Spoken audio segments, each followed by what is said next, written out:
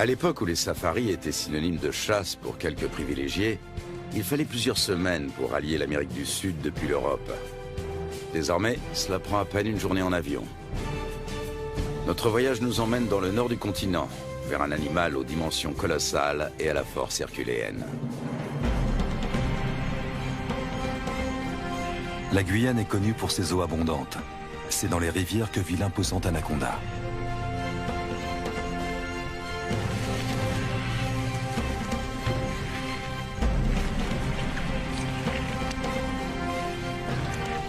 Vénéré et craint, mi-dieu, mi-démon, il règne en maître sur ce paradis aquatique. C'est ici qu'il entraîne tous ceux qui ont le malheur de céder à son emprise.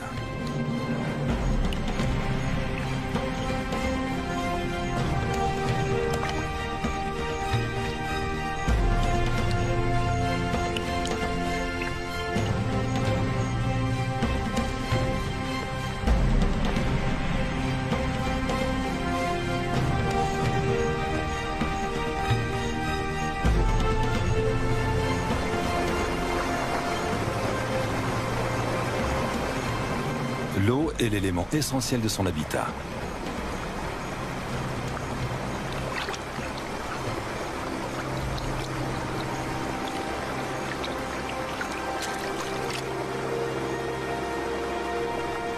L'anaconda apprécie les environnements humides au même titre que le tapir et ses 300 kilos. Et le caïman noir qui mesure jusqu'à 7 mètres de long.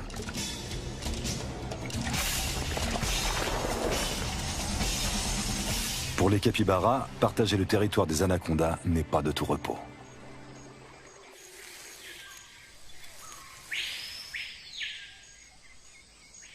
Lutz Diaksen est biologiste. Il est fasciné par les serpents constricteurs. Même s'ils ne sont pas venimeux, cela ne les empêche pas de mordre.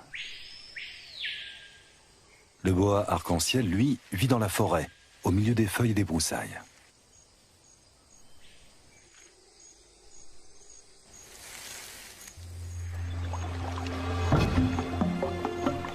Dès 4 heures du matin, nous avons commencé à charger les 3 bateaux avant de nous mettre en route, à la recherche du grand anaconda.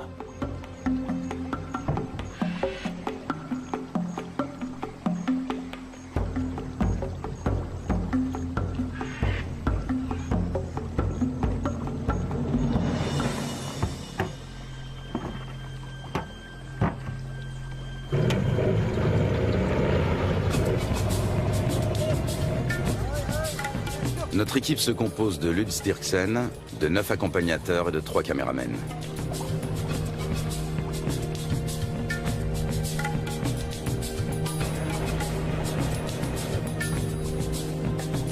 Même en pleine saison sèche, le niveau de l'eau est toujours très élevé.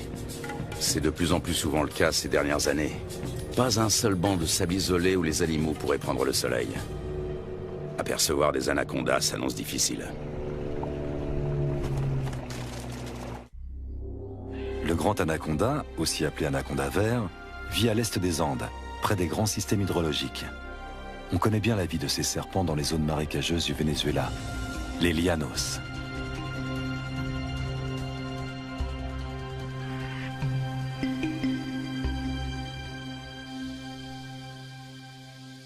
Là-bas, les anacondas mesurent rarement plus de 4,5 mètres de long. Leur proie préférée, ce sont les capybaras, les plus grands rongeurs au monde dont les dimensions peuvent atteindre celles d'un chien berger.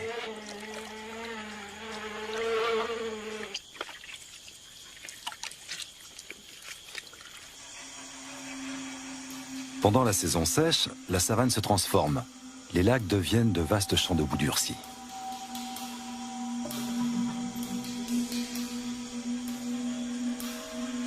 Difficile pour un anaconda de plus de 4 mètres de trouver un point d'humidité qui lui permettra de supporter la chaleur.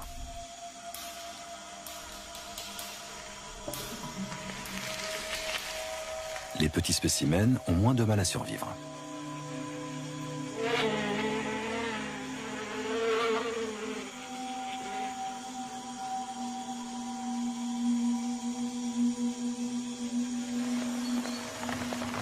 Début avril, la saison sèche touche à sa fin et les premières gouttes d'eau se transforment vite en pluie torrentielle. En à peine quelques jours, les étendues asséchées se gorgent d'eau.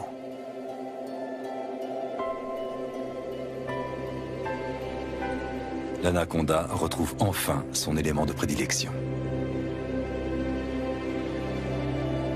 De toutes parts, la savane verdit et renaît à la vie.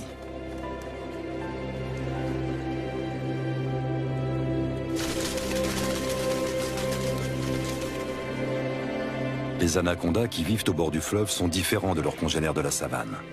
Ils peuvent mesurer jusqu'à 9 mètres de long. Contrairement à leurs congénères vénézuéliens, on sait très peu de choses sur leur mode de vie.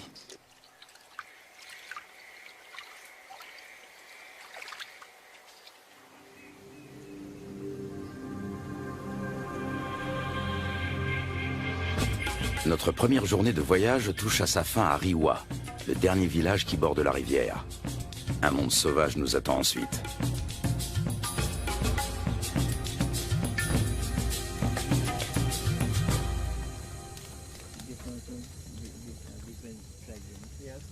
À la lueur du feu de camp, un vieux chasseur nous raconte la légende du matapi.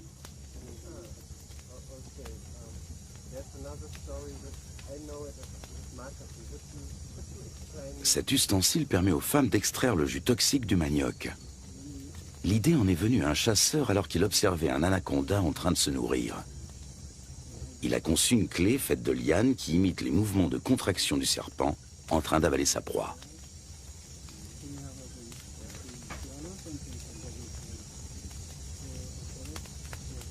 Fascinant. Tout autant que le ciel qui brille de 1000 étoiles au-dessus de nos têtes.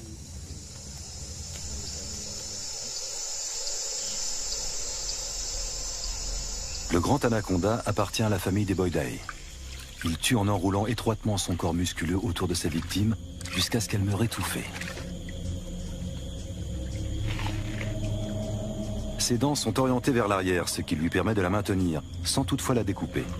Il n'a donc pas d'autre choix que de l'engloutir en une seule fois.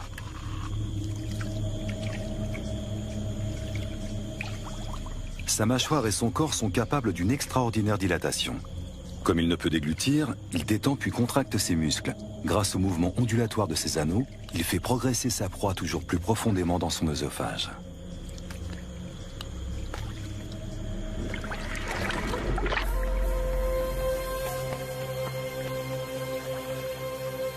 Un groupe de becs en ciseaux prend son envol dans la lumière du petit matin.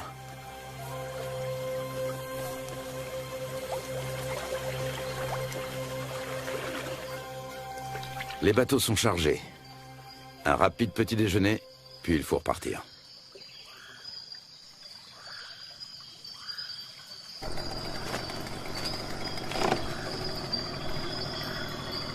Encore 3 longues journées de bateau nous attendent.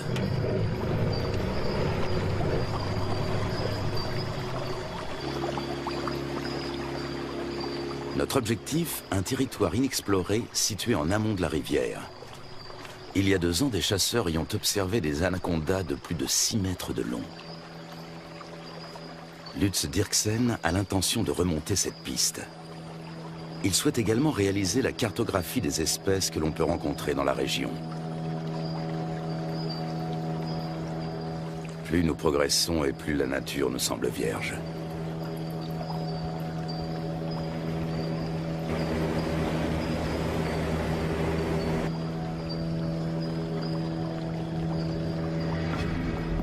Avec un tel niveau d'eau, les caïmans noirs ont bien du mal à trouver un endroit où se prélasser. Les plus gros spécimens, eux, ont trouvé leur place au soleil.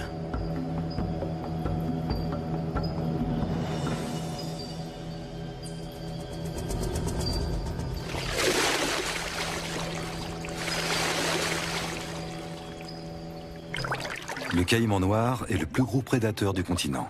Ses mensurations, 7 mètres de long pour 100 kilos. Des écailles viennent agrémenter sa tête et son dos.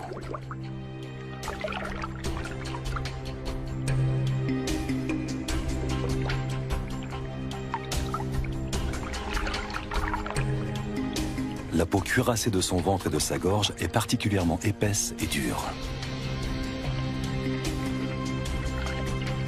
Sa mâchoire supérieure est typique de son espèce. Toute dent qui tombe repousse invariablement. Les petits points qui ornent son museau sont autant de récepteurs ultrasensibles qui lui permettent de localiser ses proies. Au fil de l'évolution, les crocodiliens, dont font partie les caïmans, ont su imposer leur domination. Après plusieurs heures de trajet, une pause est la bienvenue. C'est Lutz Dirksen qui tient le journal de l'expédition. Ses observations précises sur les espèces rencontrées lui seront plus tard d'une grande utilité. Notre campement sur la rive a éveillé l'intérêt des caïmans. Prudemment, mais non sans une certaine curiosité, ils viennent y voir de plus près.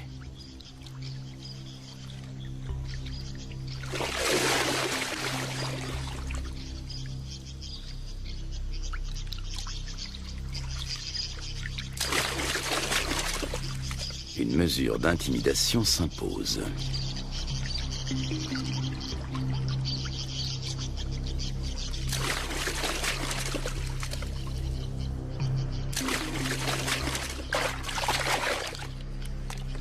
Dans l'eau, le caméraman se fait tout petit.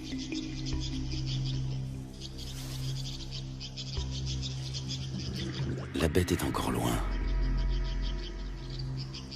Comment l'attirer sur un banc de sable pour mieux l'observer? La prudence est de mise. Le caïman commence par suivre le comportement des vautours. Une fois sûr qu'aucun danger ne menace, il vient récupérer les restes de repas que nous avons disposés en guise d'appât.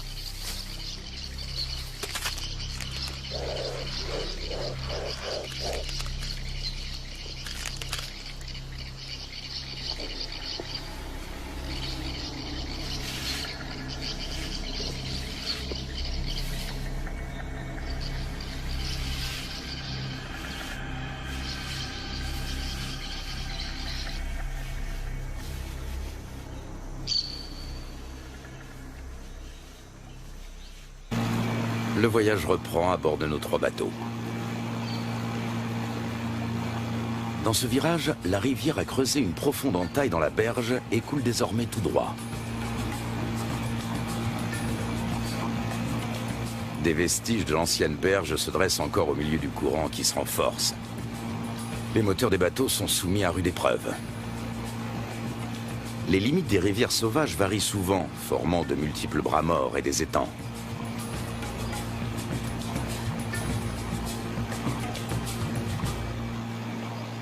L'après-midi suivant, nous croisons une famille d'otaries géantes. Les Indiens les attirent grâce à un cri bien particulier.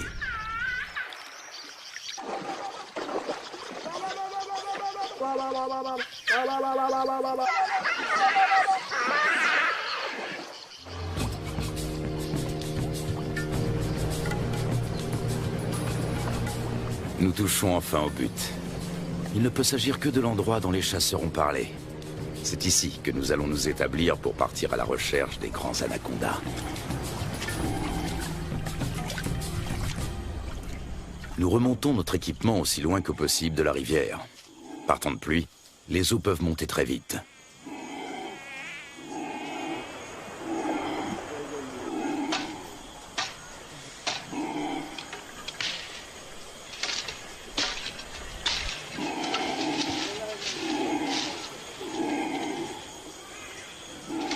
Sous les cris de protestation des singes hurleurs, nous installons 4 bâches imperméables.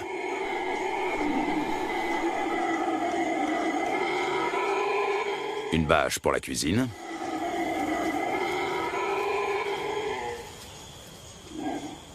Une pour l'équipement de tournage.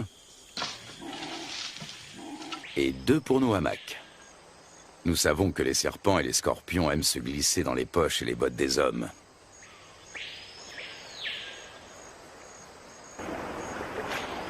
Du poisson frais vient compléter nos rations de riz, de pâtes et de haricots.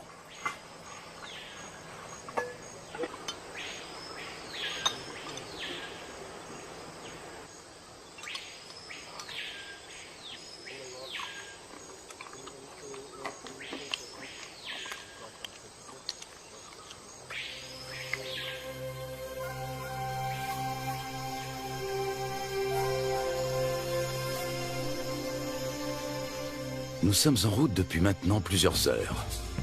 En raison des fortes précipitations, les eaux sont encore très hautes, au point que les branches gênent notre progression. Les animaux n'ont pas besoin de venir à la rivière pour trouver de l'eau.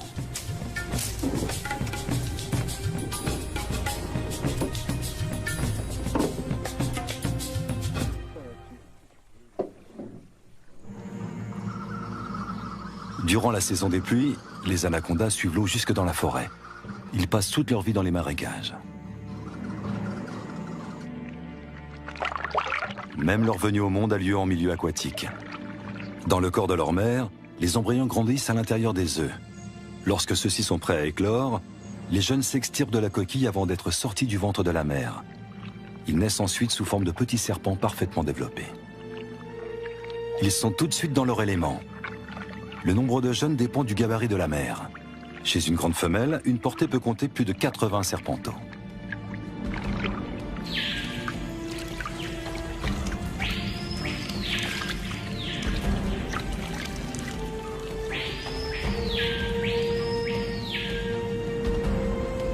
Selon les légendes indiennes, les petits dévoreraient leur mère.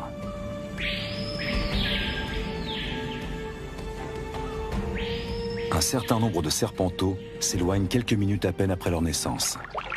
Ce sont déjà des prédateurs à part entière avec un redoutable instinct de chasseur.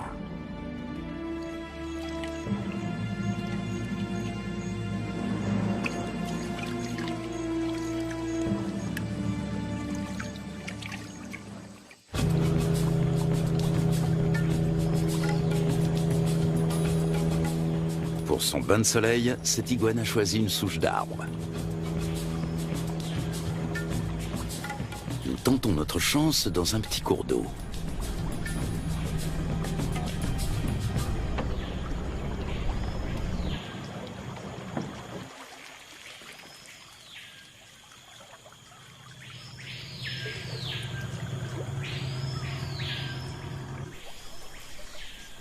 Aux aguets, notre capitaine a repéré un mouvement et attrapé le responsable.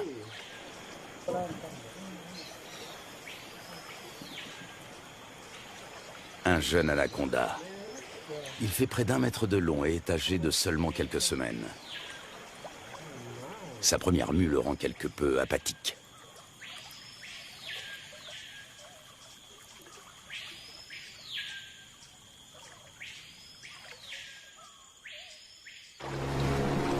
De retour à bord du bateau, le soleil se fait brûlant.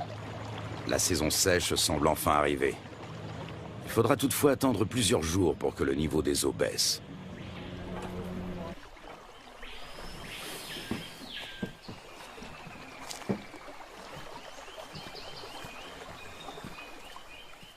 Pour se frayer un chemin sans machette, il faut suivre les pistes régulièrement empruntées par les animaux.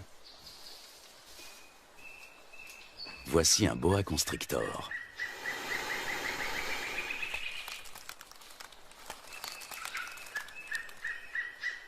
Nous sommes trop grands pour lui servir de proie, mais cela ne l'empêche pas d'essayer de nous intimider. Lutz Dirksen connaît bien le comportement des serpents.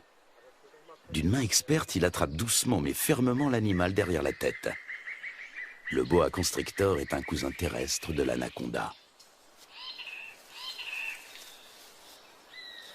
Celui-ci mesure près de 3 mètres. Il s'agit clairement d'une femelle.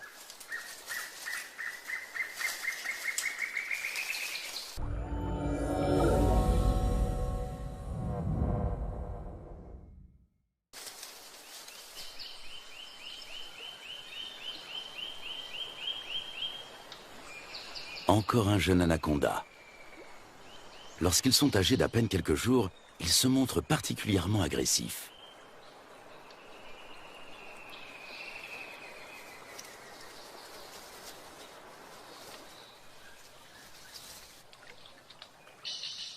De retour au camp, Lutz Dirksen complète son journal.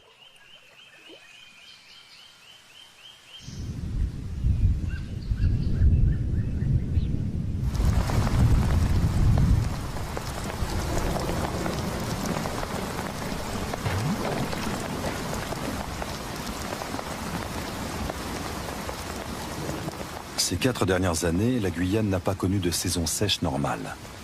Le manioc a même pourri sur pied. À l'origine de cela, les phénomènes météorologiques tels que la Niña et le réchauffement climatique.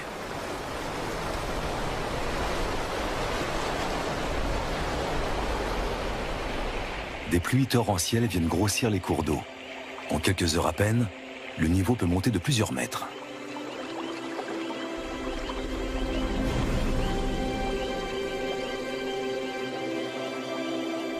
Les forêts qui bordent les rivières ont l'habitude de ces caprices saisonniers.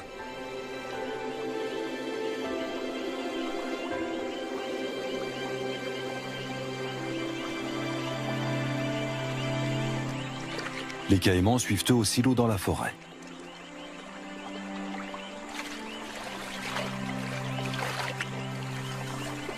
Même le tapir trouve de la nourriture sous l'eau. En plus des fruits et des feuilles, il est friand de plantes aquatiques. Il faut dire que dans l'ombre des sous-bois, ce gros ongulé peine à trouver de quoi se nourrir correctement.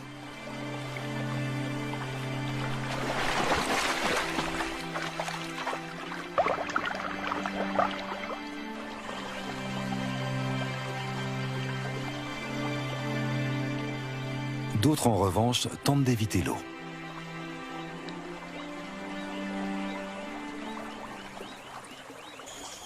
Au beau milieu de la nuit, le niveau d'eau a encore subitement monté de plus de 3 mètres.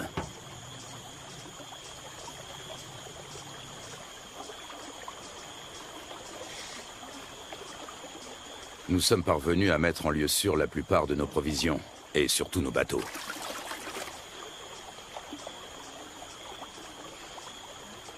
Il faut dresser maintenant le bilan des dommages.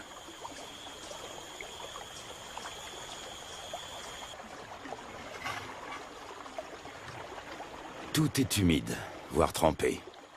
Même notre matériel de tournage doit être séché.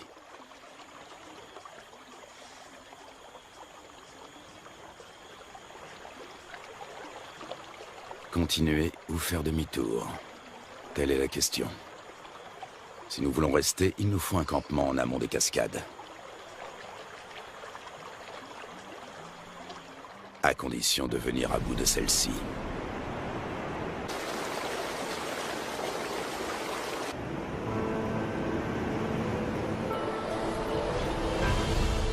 Rapides et cataractes sont fréquents en Guyane.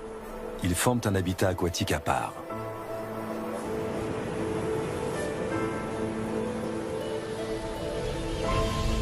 Les vautours s'attribuent les victimes de noyades.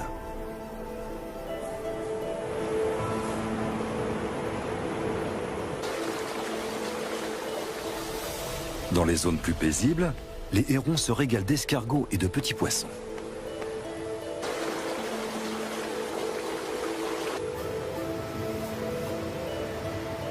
Les loutres géantes, elles, aiment chasser dans les remous poissonneux.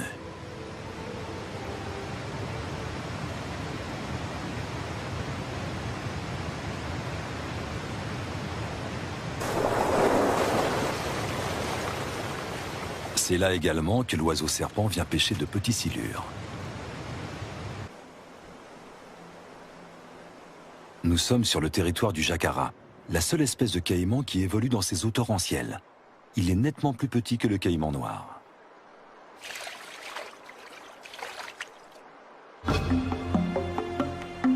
Après en avoir débattu, la décision est enfin prise.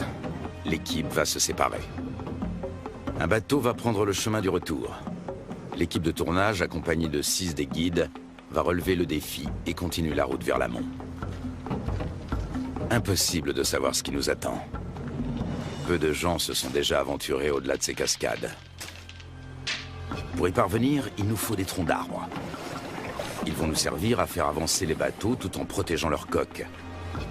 Chacun d'entre eux pèse près de 300 kilos.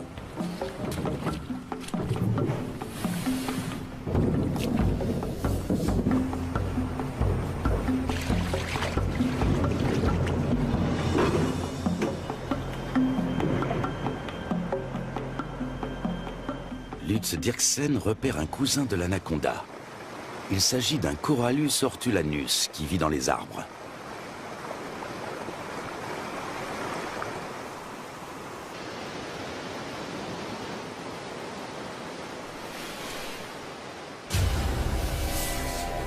Ce boa de couleur verte est connu pour son agressivité, mais fort heureusement, il n'est pas venimeux.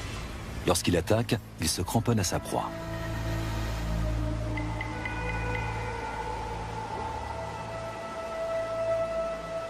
Au niveau de sa lèvre supérieure, on distingue ses fossettes sensorielles. Il s'agit de détecteurs de chaleur qui l'aident à repérer ses victimes, même de nuit.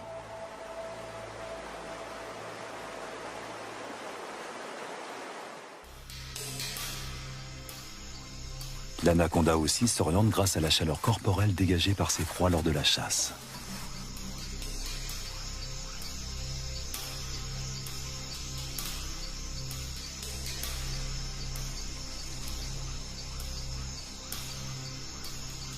Peut-être distingue-t-il le paca comme à travers une caméra infrarouge.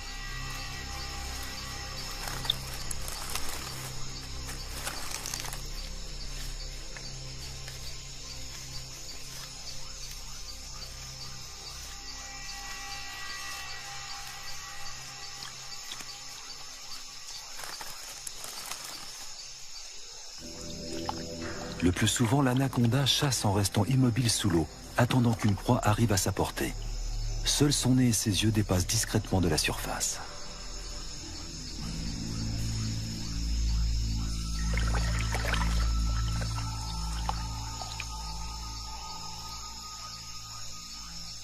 Avec sa langue fourchue, il détecte la moindre odeur.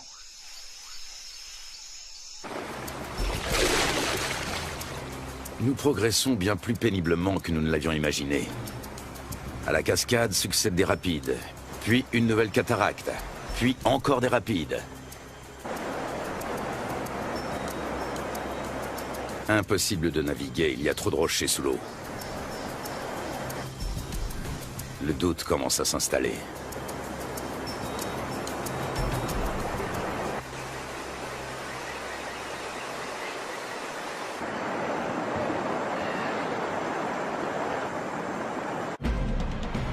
Dans le cours supérieur, les eaux sont particulièrement impétueuses.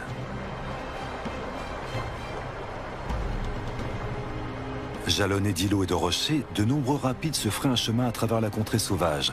Souvent, ils sont impraticables sur plusieurs kilomètres.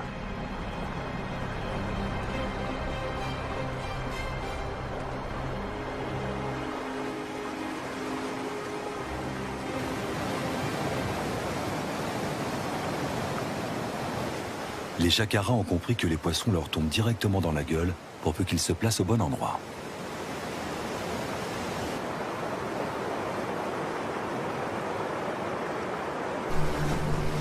Au bout d'à peine quelques centaines de mètres, une nouvelle cataracte nous ferme le passage. Une fois de plus, impossible de passer.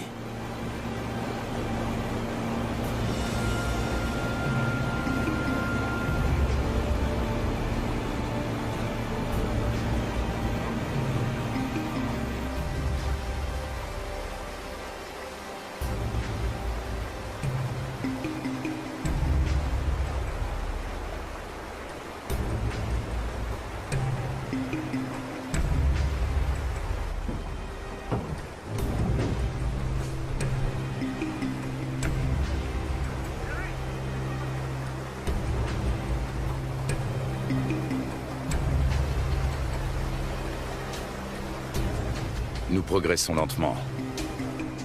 Souvent, la voie se referme et il faut rebrousser chemin pour tenter notre chance dans un nouveau bras.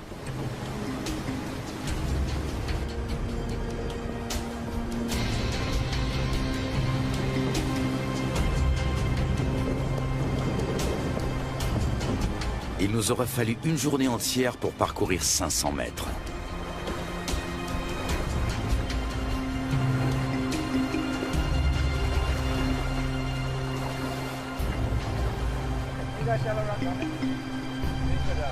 Alors que nous nous apprêtons à renoncer, le fleuve change de visage pour redevenir enfin navigable.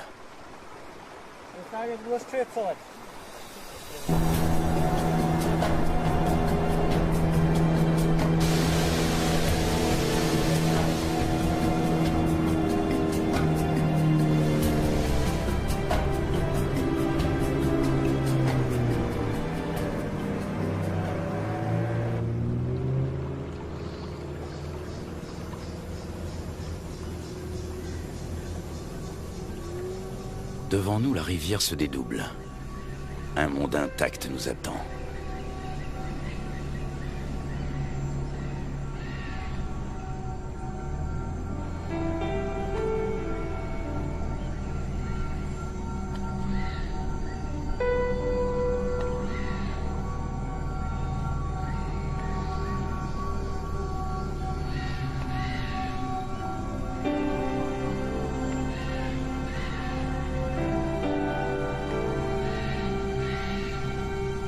Le lendemain, un nouveau campement est monté. Cette fois, nous espérons être à l'abri des eaux.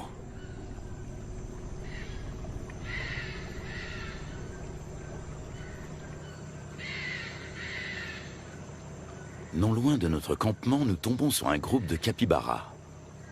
L'un d'entre eux arbore sur le flanc une tache rougeâtre qui ressemble fort à une morsure fraîche.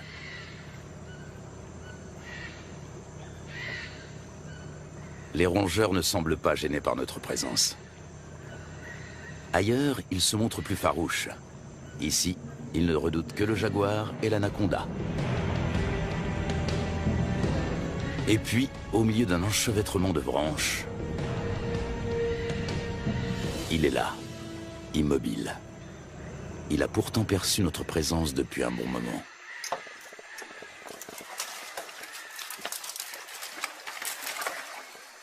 Impossible de l'approcher. Mais Lutz Dirksen sait que l'anaconda n'est pas du genre à fuir bien loin. Il retente sa chance. Une prise solide au niveau de la tête, une autre à l'endroit le plus large du corps, et le serpent ne peut plus lui échapper.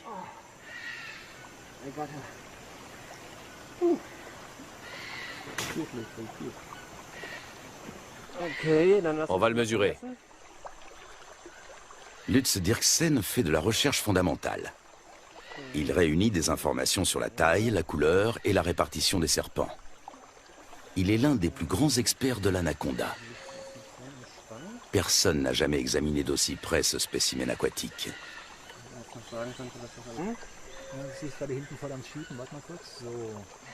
La taille de la tête permet de déterminer l'âge. Plus la tête est importante comparée au corps, et plus le serpent est vieux. À présent, Lutz va déterminer son sexe.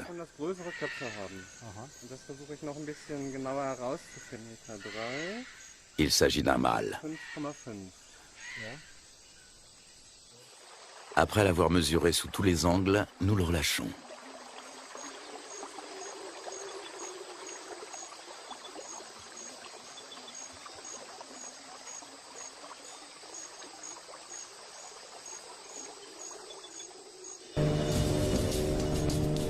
Les jours suivants, notre quête d'un spécimen de grande taille se poursuit.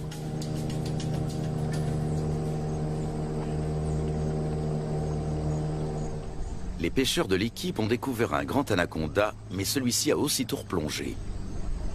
De toute évidence, il est toujours dans les environs.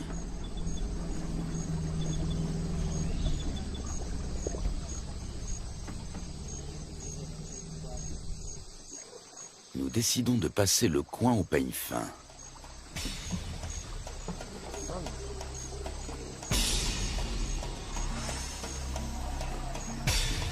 Et nous parvenons à rattraper le fuyard.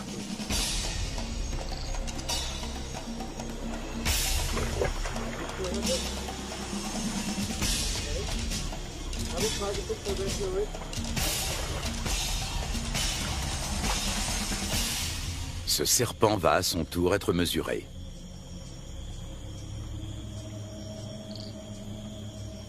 Encore un mâle. 3,30 m de long. Les anacondas mâles sont bien loin d'atteindre la taille des femelles. Ils dépassent rarement les 3 mètres, tandis que les femelles qui vivent dans les rivières peuvent atteindre 9 mètres.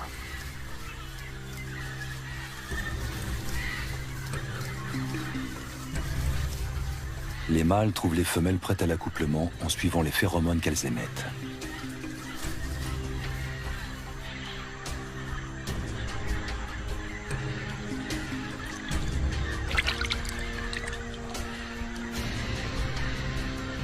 Il leur faut parfois suivre la piste sur de nombreux kilomètres.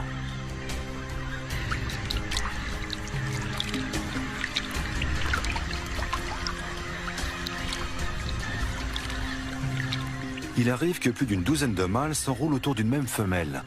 En ondulant, ils tentent de repousser les assauts de leurs rivaux.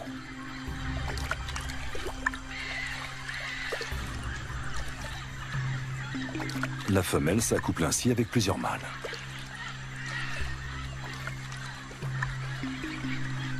Dans les mythes indiens, l'anaconda à plusieurs têtes est une divinité récurrente. Cet enchevêtrement amoureux en est peut-être l'origine.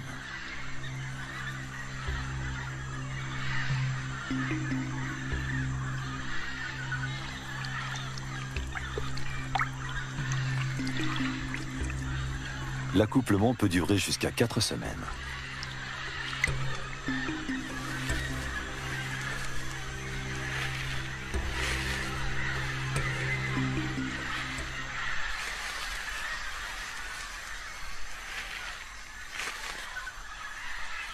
Les mâles repartent ensuite, chacun de leur côté.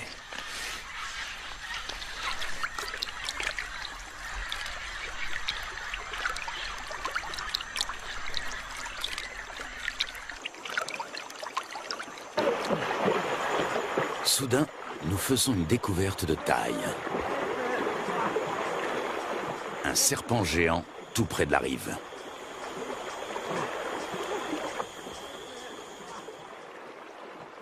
Même à 4, nous avons du mal à le maîtriser.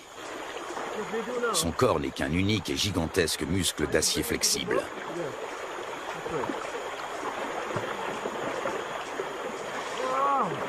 Il doit avoisiner les 200 kilos. Il s'agit d'une femelle.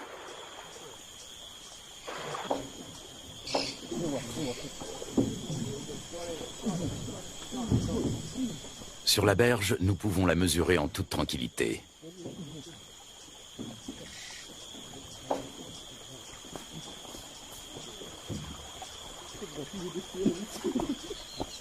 Un sac sur la tête devrait la calmer. Un moyen qui a fait ses preuves.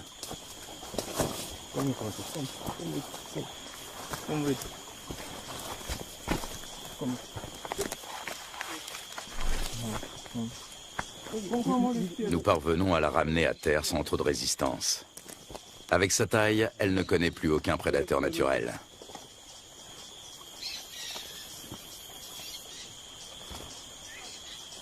Certes, elle n'est pas venimeuse, mais elle sait se défendre.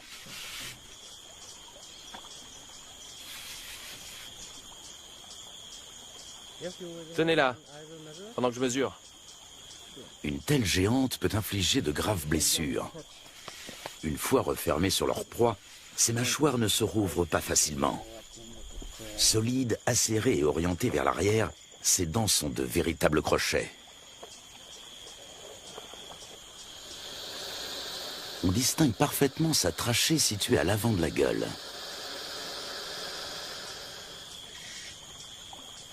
Elle lui permet de respirer pendant qu'elle avale lentement ses victimes.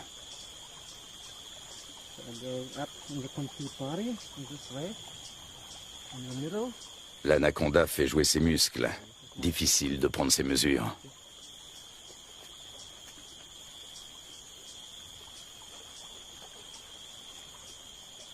Cette femelle est nettement plus imposante que tous les autres anacondas que nous avons rencontrés au cours de notre voyage. Lutz doit s'y reprendre à plusieurs reprises.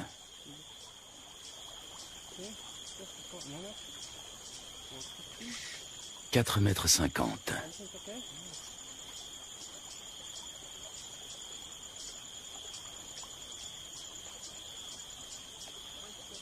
« 5,70 m.